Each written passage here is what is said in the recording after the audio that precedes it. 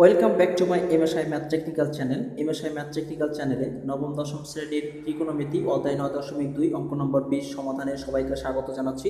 তো আজকে আমরা একটি 20 নম্বর অঙ্ক সমাধান করে দেখাবো। এর পূর্বে অলরেডি আমরা 19 নম্বর অঙ্ক পর্যন্ত সমাধান করে দেখিয়েছি। তো যদি তোমরা এর আগের অঙ্কগুলো দেখতে চাও তাহলে এমএসআই ম্যাথ টেকনিক্যাল চ্যানেলে গিয়ে তোমরা সমস্ত অঙ্ক পেয়ে যাবে। আমরা যে কোনো অধ্যায়ের অঙ্ক আমরা ধারাবাহিকভাবে সমাধান করে থাকি। তো আজকে আমরা এই অঙ্কটি সমাধান করব। 20 নম্বর অঙ্ক এখানে দেওয়া আছে cos a minus sin a by cos a plus sin a সমান √3 minus 1 by √3 plus 1। এটি আসলে সমাধানের অঙ্ক। তো আমরা এটি সমাধান করে দেখাবো কিভাবে এটি সমাধান করা যায়। তো এখন আমরা উভয় পক্ষকে যোজন বিয়োজন করব। যোজন বিয়োজন করলে কি হবে?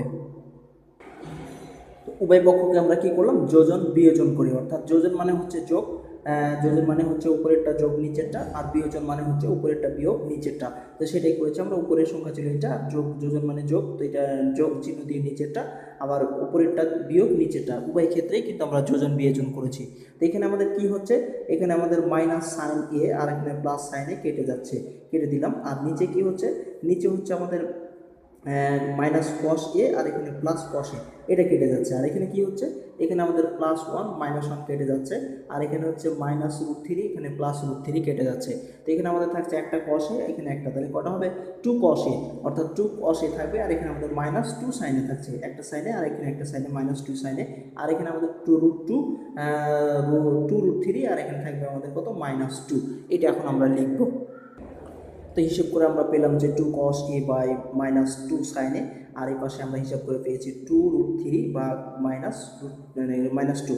তো এখন আমরা যদি এই 2 কেটে দিই তাহলে কি থাকছে?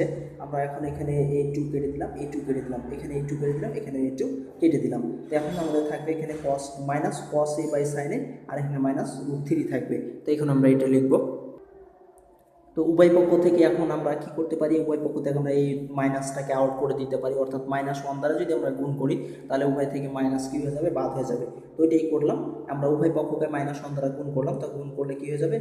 আমাদের cos a ভাগ কত? sin a, সাইন সমান থাকছে কি? আমাদের √3 থাকছে।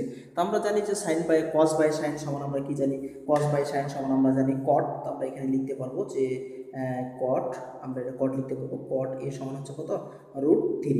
তো এখন আমরা এখানে আরেকটা কাজ করতে পারবো। কট কত ডিগ্রি সমান হচ্ছে √3, এটা আমরা এখন লিখবো। কট কত ডিগ্রি সমান √3? তো আমরা জানি যে কট 30 ডিগ্রি সমান হচ্ছে √3। তো আমরা এখানে লিখবো, যেহেতু আমরা এখানে কট এ আছে থাক, আর এখানে হচ্ছে কট 30 ডিগ্রি সমান হচ্ছে কত? √3। আমরা এখন উভয় পক্ষ থেকে কটকে বাদ দিয়ে দিলে আমরা এ সমান কত পাবো? আমরা এখানে এ সমান পাবো 30 ডিগ্রি। তো এই ছিল আমাদের সমাধান। তো আশা করি তোমরা এতক্ষণ কষ্ট করে ভিডিওটি দেখে খুব সুন্দরভাবে বুঝতে পেরেছো। তো যদি তোমরা কিঞ্চিত পরিমাণে উপকৃত হয়ে থাকো তাহলে অবশ্যই এই ভিডিওতে একটি লাইক দিয়ে কমেন্ট বক্সে তোমাদের মতামত লিখে চ্যানেলটি সাবস্ক্রাইব করে সবার মাঝে শেয়ার করবে। ধন্যবাদ।